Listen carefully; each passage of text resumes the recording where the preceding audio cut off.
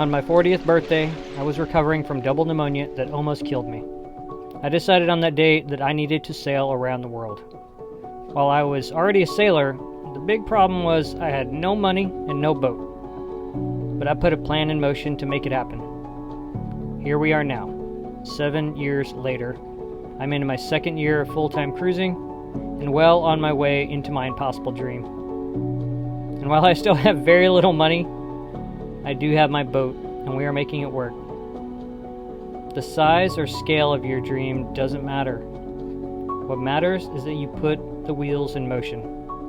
Our lights are going to go out before we know it. And as the saying goes, we will never get out of this life alive. I hope you find a way to make your dreams come true. It's not easy, but you gotta make it work.